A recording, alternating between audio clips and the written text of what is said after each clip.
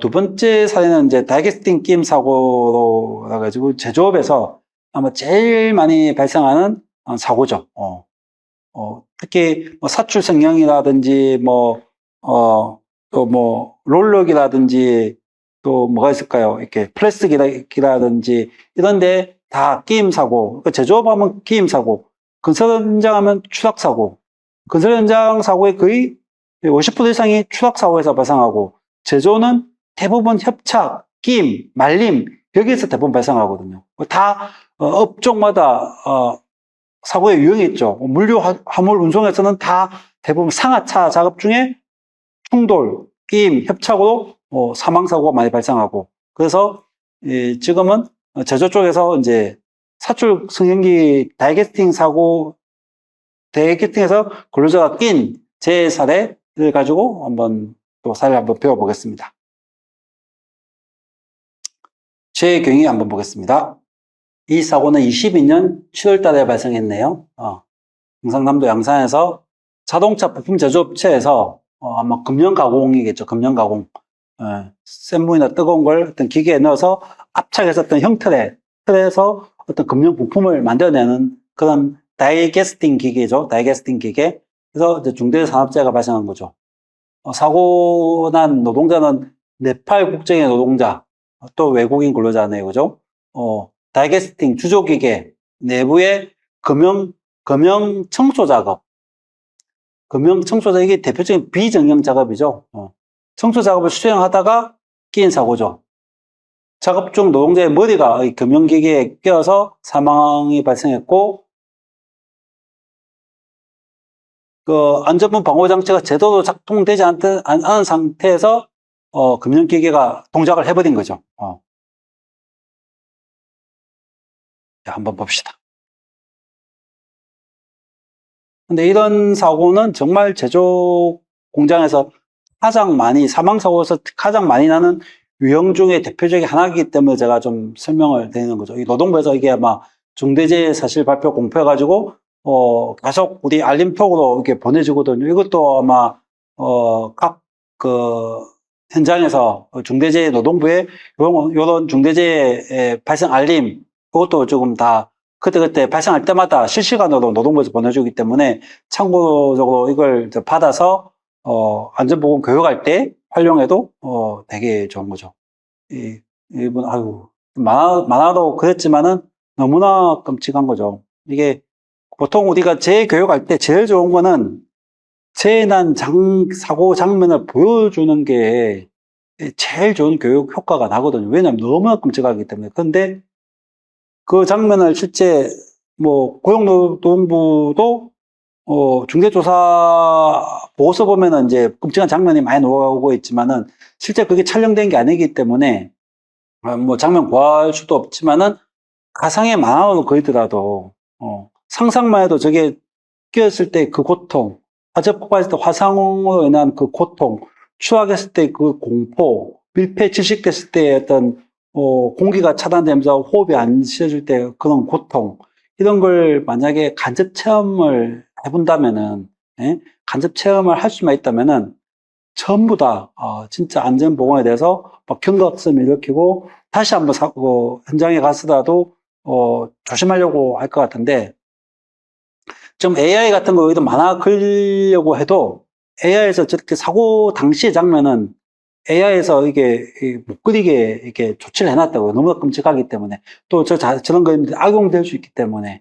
그래서 어쨌든 노동부가 그림 만화인데 어쨌든 저런 거 보고 있으면 아무리 만화지만 제자 입장에서 생각해 보면은 너무나 순간적으로 끔찍하고, 이런 사고를 당한 그 가족은 평생의 가족들도 트라우마에서 못 벗어나고, 아이들도 평생의 어떤 외상성 충격, 그거에 의해서 어떤 정신질환이 발생할 수도 있고, 정말 그 동료 근로자도 또 사고 트라우마에 정신질환을 앓고 있는 경우도 많고, 그래서 중대재해는 재해자뿐만 아니라 그 남은 유가족, 동료 전체에 엄청나게 많은 또 상처를 남기기 때문에 사고 하나하나 볼 때마다 단순히 이성적으로 이렇게 보는 게 아니고 내 가족이었다면은, 내 남편이었다면은, 내 친척이고, 내 동생이고, 내 후배고, 내 형이었더라면은, 저렇게 작업해도 될까?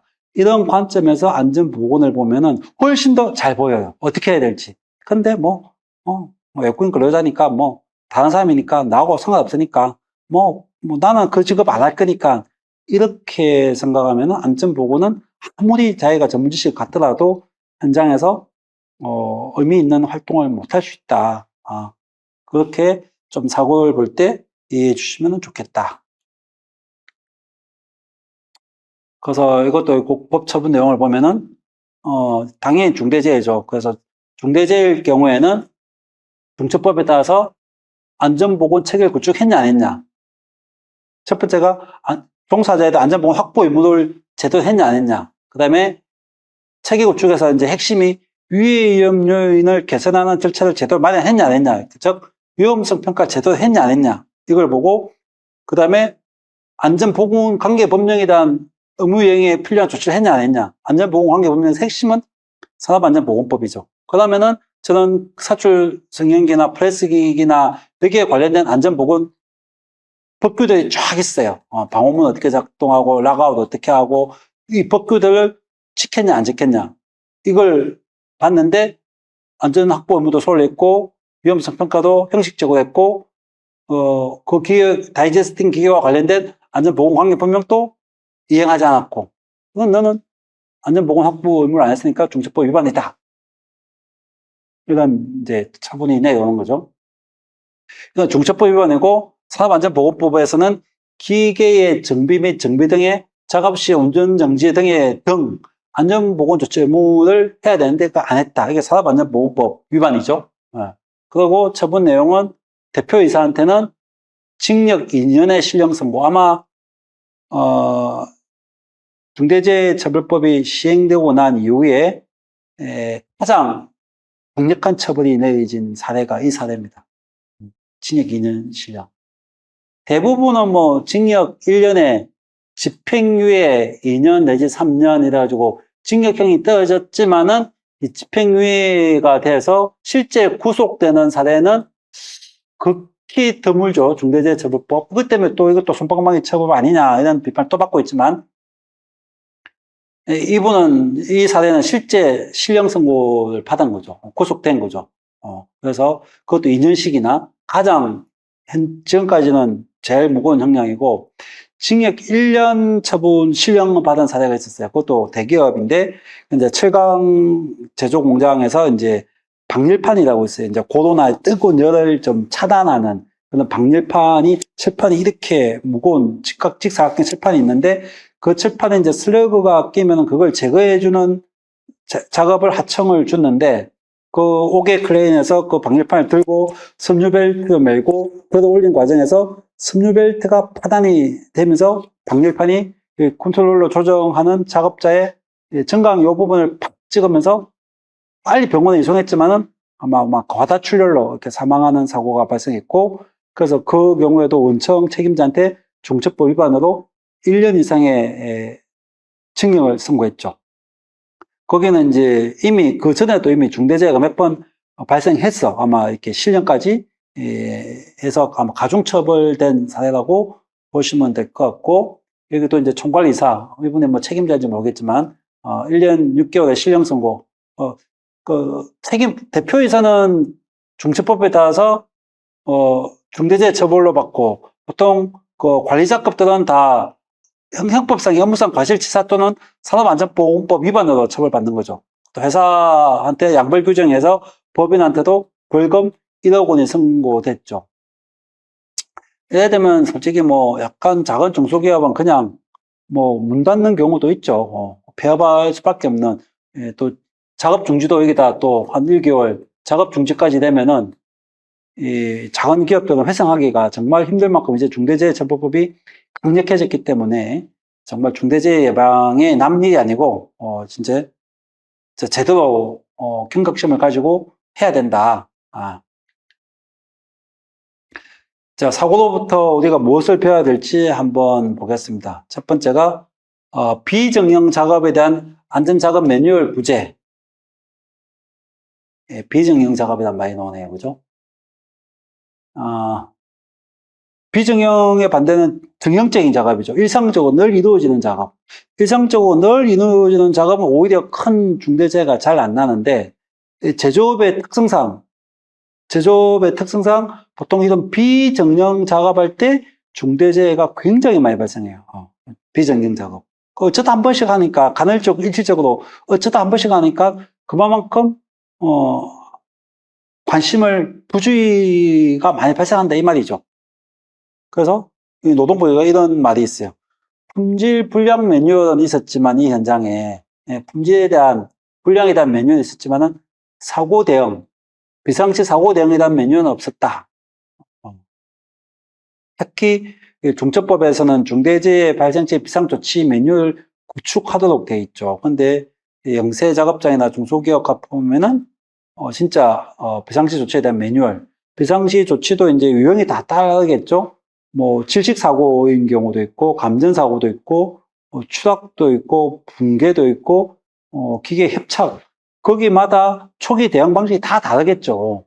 그게 우리 사업장에서 발생할 수 있는 제 유형별로 비상조치 계획, 추가 피해를 어떻게 막을 건지, 이 재해를 어떻게 구호할 건지, 예? 그 다음에 어떻게 작업을 중지할 건지, 또 어떻게 또 관계기관에 보고할 건지, 비상연락망 어떻게 구축할 건지, 예, 또 비상조직팀을 어떻게 구축할 건지, 이런 제 유형별 비상조치 매뉴얼이 갖춰져야 되는데, 특히 이런 비정형 작업일 경우에는 누구나 사고가 없기 때문에 정비 수리할 때 어떻게 사고가 나면 어떻게 해야 할 건지 그런 비상조치 매뉴얼이 있어야 되는데 없었다.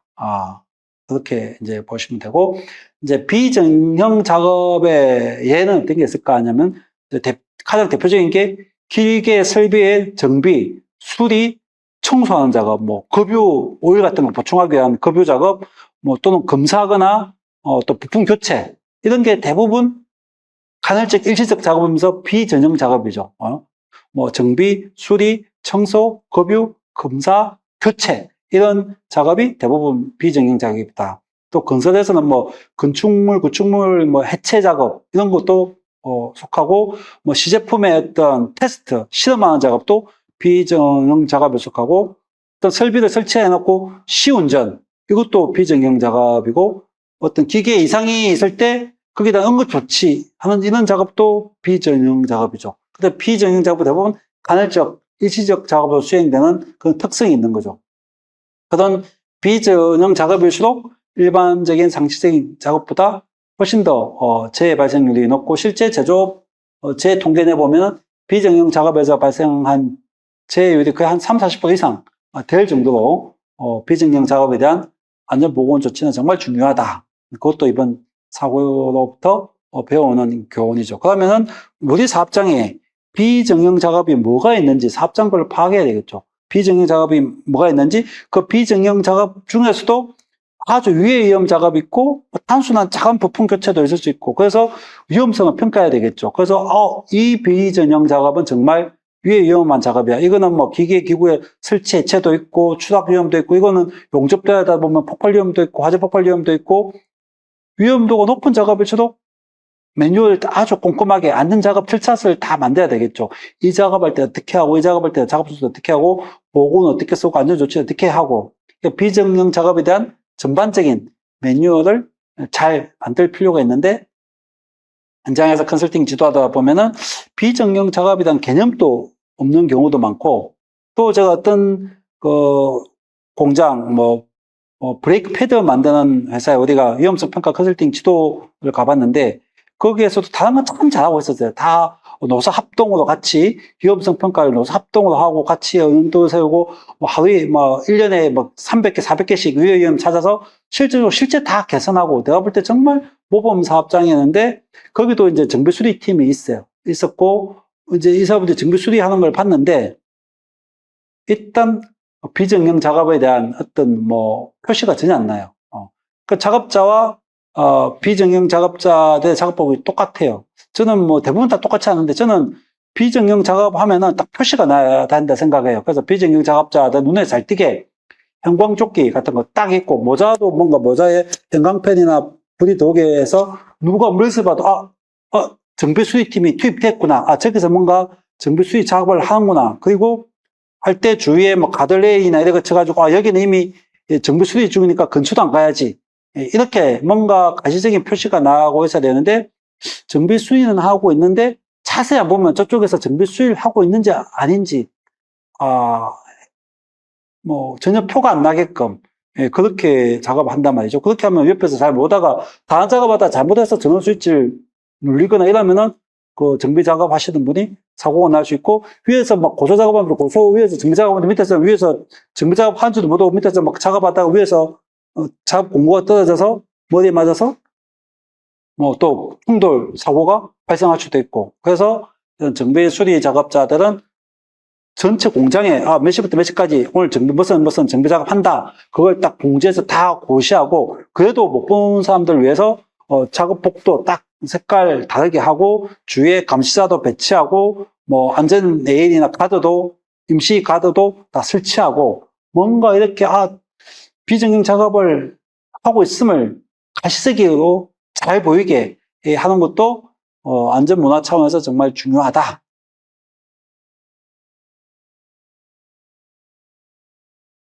자, 관련 법률도 아주 엄격하게 잘 나와 있죠.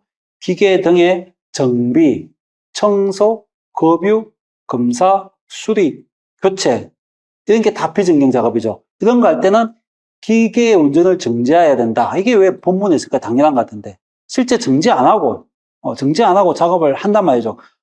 정지하는 순간 작업이 중지돼서 전체 라인이 다 쓸 수도 있고 그만큼 시간이 손해되고 대충 빨리 끝내는데 빨리 끝내지 못하고 나니까 전체 운전을 정지 안 하고 작동하는 그 기계만 잠시 중단하다 보면은 이게 잘못돼서 작동이 되어버려서 갑자기 끼는 사고가 막 발생한단 말이죠. 그래서 이게 아주 일반적인 원칙적인 것 같은데 실제 이거 안 지켜서 발생한 사고가 제조업에서 엄청나게 많다. 엄청나게 많은 재근로자들이 이 원칙을 안 지켜서 아무것도 아닌 이 원칙을 안 지켜서 실제 사망사고 발생하고 있다. 운전을 정지한 경우에는 기동장치에 잠금장치를 해라. 기동장치, 기계가 작동하는 걸 하는 전원에다가 잠금장치를 하고 열쇠를 별도로 관리하고 거기에 표지판을 설치해라. 표지판. 일단 기동장치에 정지시키고 그 다음에 열쇠를 작업자가 보관해야죠. 작업자가 보관하거나 아니면은 보관하면 딱 넣고 거기 다시 또 잠금장치를 하고 아무도 열쇠를 손 못 대게끔. 이 반드시 그 작업자가 해야 돼요. 그리고 표지판에다가 지금은 무슨 기계 정비 수리 중 이 근처에 절대 출입하지 마세요. 이렇게 딱 표지판을 붙여야 되는데 이걸 로또라고 하는데 이걸 안 하는 사업장이 엄청나게 많다는 거죠. 요거 안 지켜서 역시 중대재해가 계속 발생하고 있다. 그리고 다른 사람이 해당 기계를 운전하는 것을 방지하기 위하여 작업하는 근로자에게 표지판, 잠금장치 등을 설치하도록, 이게 중요한 건 작업하는 근로자가 직접 해야 된다 이 말이죠. 다른 사람이 하면 서로가 신호가 안 맞아서 사고가 날 수 있단 말이죠.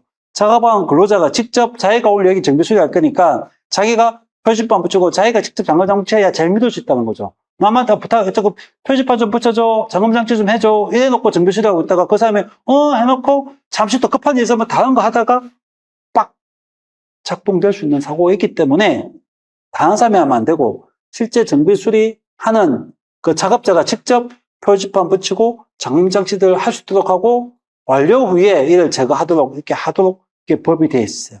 이게 다 법이에요, 법. 너무나 단순한 것 같은데 우리 산업안전보건법이 이렇게 시시콜콜하게 이 작업 출차까지 비정형 작업 어떻게 해야 안전한지까지 이 세 가지 원칙을, 이 중요한 세 가지 원칙을 말했음에도 불구하고 이 세 가지 원칙을 실제 현장에서 안 지켜서 발생한 사고는 너무나 많다. 너무나 많은 근로자가 어이없게도 이 정비 수리하다가 사망사고를 당하고 있다.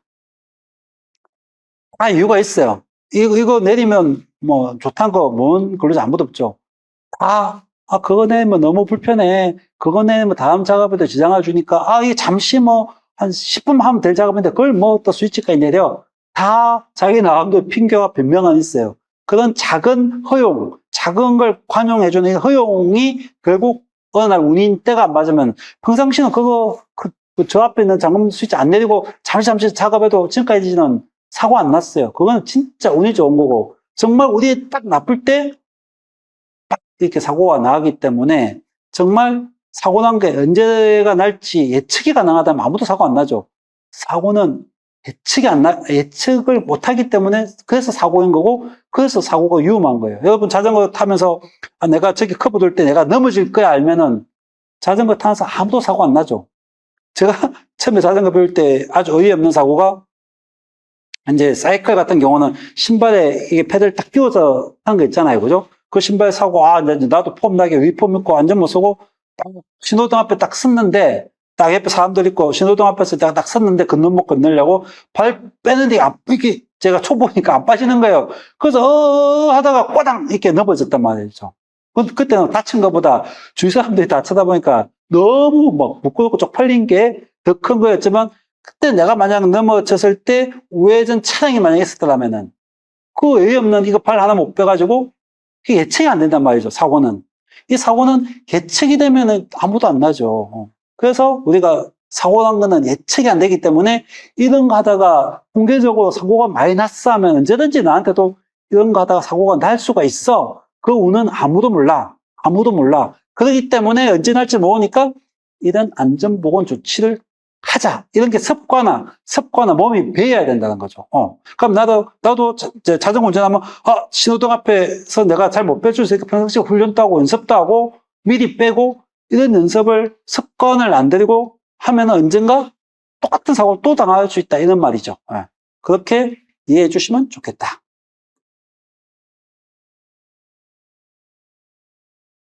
그 다음에, 중처법에서, 중대재해가 발생할 급박한 위험이 있을 때 비상조치 매뉴얼을 갖추라고 되어 있잖아요. 법에서. 그래서 비상조치 매뉴얼에 들어가야 될 게 제일 중요한 게 작업중지. 일단 작업중지 먼저 했어야 돼요. 딱 근로자 끼었다. 중대재해 발생했다. 누구든지 관리감독자든 사업자든 동료 근로자든 아니면 도구 들어있는 근로자도 작업중지 먼저 할 수 있는 게 돼야 돼요. 꼭 여기서 중대재해가 발생하면 당연히 작업중지해야 되고, 발생할 급박한 위험이 있을 때도 작업중지. 저는 이게 더 중요하다고 생각해요.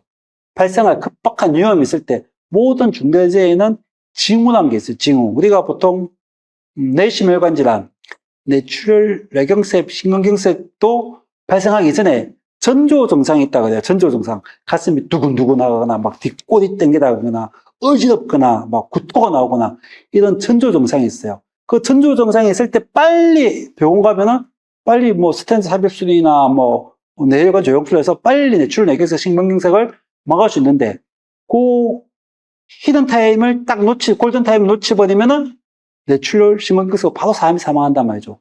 중대재해도 항상 그 정조 증상이 있죠. 아까 제가 일부에서 콘크리트 타설할 때 아무리 편집 타설해도 이미 동발이가 약간 배정이 있거나 찌글찌글하거나 지발이 약간 침하된 그런 전조 증상이 있단 말이죠. 그럴 때 잘 점검 진단하면 대처가 가능한데, 똑같이 항상 발생할 급박한 위험이 있으면 누구든지 작업 중지하는 그런 문화. 근데 우리나라가 다른 건 다 민주화가 많이 되어 있는데 산업 현장이 민주화가 잘 안 돼 있어요. 아직도 권위적이고 권위 이런 게 너무 많다 보니까 누구든지 작업자는 관리감독자나 사업주나 책임자한테 안전에 대해서 자유롭게 이야기하고 자유롭게 토론하고 자유롭게 이야기해야 되는데, 뭐 이야기하면은 뭐 네가 뭘 안다고, 네가 뭘 자금이나 하지, 이런 함부로 이야기하지 못하는 문화가 있기 때문에 근로자나 특히 도급 위탁 근로자들이 주로 유해위험 작업을 많이 수행하잖아요. 그러면 자기들이 작업을 유해위험한 걸 원청이나 관리자나 상업자한테 이게 쉽게 말할 수 있는 문화가 되는데, 또는 위험하면 오늘 작업하면 안 될 것 같습니다. 작업 중지해야 됩니다. 이런 말을 해줘야 있어야 되는데, 그렇게 작업 중지하면 불이익을 준다든지 뭐 이렇게 위에서 누른다든지 이런 문화가 우리는 실제 비일비재한다 이 말이죠. 근데 이런 작업 중지만 제대로 되면은 솔직히 안전보건 조치가 조금 미흡해도 누구든지 위험할 때 작업 안 할 수 있는, 중재해도 불이익 안 당할 수 있는 문화가 되면은 실제 중대재해를 엄청나게 예방할 수 있거든요. 그래서 이 작업 중지는 근로자도 작업 중지할 수 있고, 사업주는 당연히 작업 중지해야 될 위험이 있어요. 유해 위험한 징후가 보이면은 반드시 사업주는 작업 중지해야 되고, 안전보건관리 책임자, 관리감독자 다 필요하면 작업 중지를 할 수 있게끔 돼 있죠.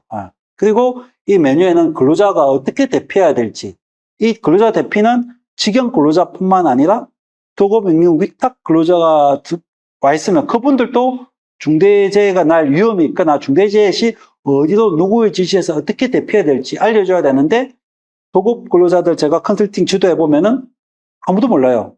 선생님 여기서 좀 불났는데 어디로 대피해야 되는지, 어디로 피난 가야 되는지, 누구의 지시를 받아야 되는지, 어떤 선생님이 구호 조치를 받아야 되는지 알고 있어야 하면 전혀 모르는 거죠.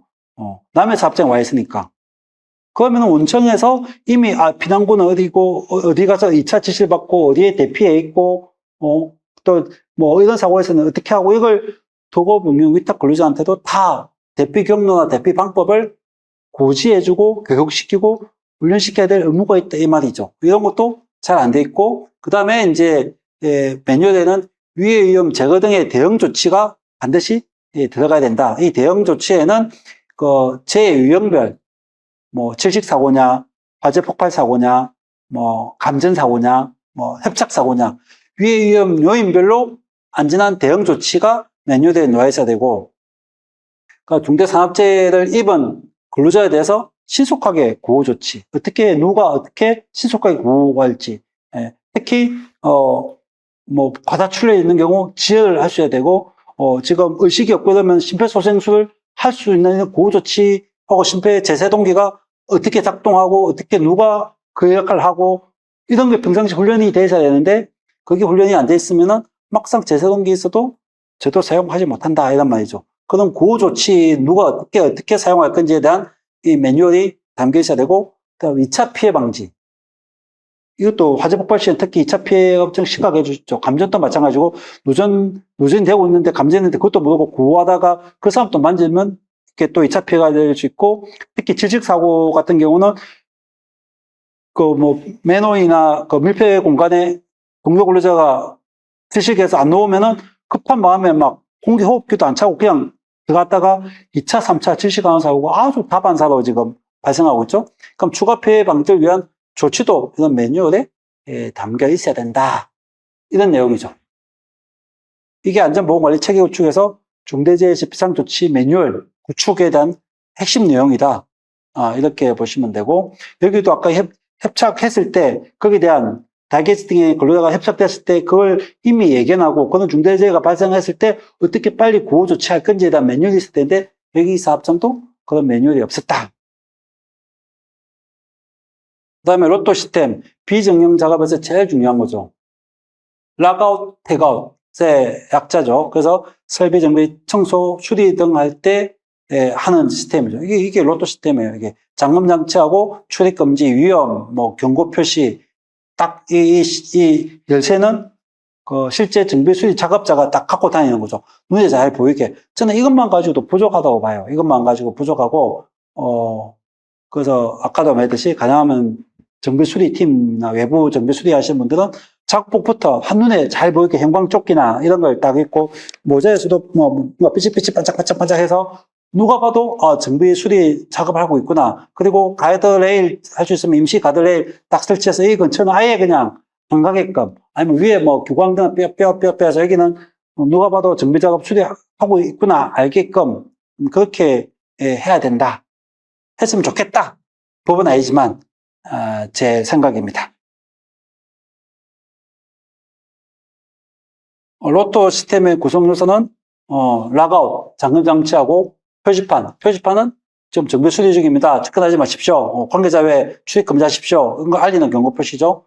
가능하면 이런 작업 절차를 문서화, 반드시 정비 수리할 때는 이렇게 한다. 이렇게 문서 절차가 만들어 놓으면 좋겠죠. 그리고 로또 시스템에 대한 일상적인 교육 훈련.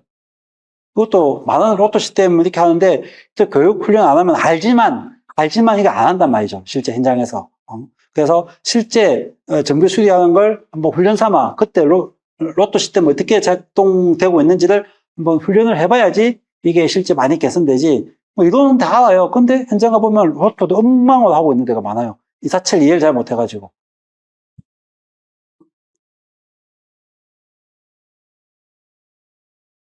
그리고 다시 한번 로또의 작업차는 전원 차단할 준비를 먼저 하고, 그 다음에 실제 작동하는 그 기계 설비를 먼저, 프레스를 작동하는 그 기계 먼저, 프레스에 전원 차단할 준비해 놓고, 프레스에 그 정지 버튼이 있거든요. 그거 먼저 기계를 정지시키고, 그 다음에 정지시켜도, 그 다음에 먼저 전원을 차단시키죠. 차단시켜도 이게 동력 기계에서는 아직 남은 잔류 에너지에서 이게 계속 뭔가 동력이 움직일 수 있단 말이죠. 그러면은 잔류 에너지가 다 빠질 때까지 기다리겠죠. 다 기다리고, 로또, 그 다음에 설치를 딱 잠금장치, 표지판 붙이고, 열쇠는 열쇠 보관함이나 작업자 딱 가지고, 그 다음에 정비 수리 작업하고, 마지막 점검 확인하고, 그 다음에 로또를 해제하고, 설비 재가동. 요런 순서로, 실습을 해봐야 된다. 저희들도 이제 앞으로, 우리 집체교육, 저희 교육원에서, 사람관전교육원에서 집체교육할 때는 이런 로또 시스템에 의한 작업 절차, 요것도 한번, 연습하고 이렇게 실습을 해볼 계획입니다. 사업장 현장에서 해보는 게 제일 좋겠죠. 그 다음에 비상조치 매뉴얼도 제가 작성해야 된다고 했잖아요. 비상조치 매뉴얼에 들어갈 내용은 작업 중지 및 대피 절차. 누가 작업 중지하고, 작업 중지를 누가 어떻게 할 것이며, 어디로 어떻게 대피할 건지, 이런 것도 들어가야 되고, 위의 위험 요인, 이게 감전인지 추락인지 전기에 따라서 그 위의 요인별로 위의 위험 요인을 제거할 수 있는 방법, 이게 또 담겨야 되고, 구호조치, 누가 어떻게 구호할 거냐, 응급처치 방법이든지, 구급함의 위치는 어디에 있고, 병원의 연락처, 어디에 이송할 건가, 이송 절차. 이것도 제 경험인데, 건설 현장에서 이런 경험도 있었어요. 건설 현장에서 근로자가 HBM을 이제 그 항타기로 탓을 하다가 HBM을 가이드 줄 잡고 있다가 뭔가 항타가 잘못해서 HBM이 안전물 때에서 이 사람 잠시 의식을 잃고 이제 쓰러져서 다행히 의식을 차려서 병원을 갔는데 그럼 분명히 머리를 심하게 부닥쳤단 말이죠. 그러면 좀 큰 대형 병원을 가야 되는데 이 공사 현장에서 지정해놓은 지정병원, 이 지정병원은 쪼매난 정형외과에 불과했어. 지정병원. 여기 데리고 갔는데 분명히 HBM이 엄청나게 무슨 세잖아요. 그게 부닥쳤는데 뭐 어떻게 됐는지 의사가 자기는 MRI, CT 등 검사 받고 싶댔는데 그 정도 필요 없어. 약간 타박상해하고 그냥 놔뒀어요. 그 이후로 일주일 뒤에 막 어지럼 증상과 구토 증상이 발생해가지고 다시 병원 가니까 이 뇌출혈 진단이 나왔단 말이죠. 이런 경우에도 심하게 부상이나 타박상을 입었을 때 빨리 대형 병원으로 이송할 수 있는 것도 이런 매뉴얼에 다 들어가야 되는데 이런 작은 지정병원에 잘못 보냈다가는 이런 거는 심근경색이나 뇌출혈 이런 거는 거의 3시간 이내 뇌출혈은 거의 30분 이내, 3시간 이내 병원에 빨리 도착해야 되는데 그런 골든타임을 이런 작은 병원에서 몇 바퀴 뺑뺑이 돌리다 보면은 타이밍 다 놓아서 평생 장애가 남거나 심한 경우에는 사망사고 나는 걸 저는 너무 많이 봤어요. 그래서 이런 매뉴얼에 약간의 의식이 있고, 의식이 충분히 있고, 약간 누가 봐도 타박사예요. 약간의 부상이면은 이런 지정병원에서 빨리빨리 조쳐야 되는데, 누가 봐도 심각하게 뭔가 재해를 당한 경우에는 빨리 대형병원이나 대학병원급에 빨리 이송할 수 있는 연락 시스템을 매뉴얼 다 갖춰야 되겠죠. 이런 것도 중요하다. 그리고 비상조치 매뉴얼에는 비상연락체계, 그래서 관리자가 누구며 안전관리자 누구고 유관기관은 어딘지 이런 비상연락명이 있어야 되고 상황보고 및 전파 절차 이런 거는 역시 도급 근로자들한테도 다 알려줘야 돼요. 도급 근로자한테도. 이게 비상조치 매뉴얼에 보면 제가 컨설팅 해보면은 다 직영 근로자만 이게 공유하게 돼 있고 도급 근로자한테 비상조치 매뉴얼 받아본 적 있어야 하면 아무도 못 받았대요. 그러면 안 된단 말이죠. 실제 유해위험 작업은 현장에서 보면은 정규직 근로자보다 대부분 도급 위탁 근로자들이 다 유해위험 작업하는데 그분들은 막상 비상조치 매뉴얼에 대해서 하나도 교육도 안 돼 있고 모르고 돼 있단 말이죠. 이거는 도급인이 제공해줘야 될 1차적인 안전보건 관계 정보 제공 서류라고 봐야 되겠죠. 그리고 비상조치 메뉴에는 2차 피해 방지 조치 내용이 되어야 된다. 화재 진압 어떻게 할, 위해 물질 누출됐을 때 어떻게 확산 방지할 건지, 주변 작업자 및 시설 보호는 어떻게 할 건지, 이런 게 2차 피해 방지 조치가 돼야 되고, 마지막 복구나 작업 재개. 복구나 작업 재개할 때도 먼저 반드시 안전점검 또는 안전진단을 받아서 확실히 이제 더 이상 위해 위험이 없다고 판단될 때 투입돼야 되는데, 급해요. 작업 중기간도 너무 길었고, 이게 손해가 얼마나 받는데, 그래서 안전점검 진단도 제도 부실하게 받고, 또 투입시키면 또 2차, 3차 똑같은 재가 또 나는 경우도 종종 있어요. 그래서 복구 재개할 때, 특히 복구 재개할 때도 상당히 조심해야 된다. 그렇게 보시면 되고, 이런 게 비상조치 매뉴얼에 잘, 자기 사업 특성에 맞게끔 잘 짜야 된다. 는 거고,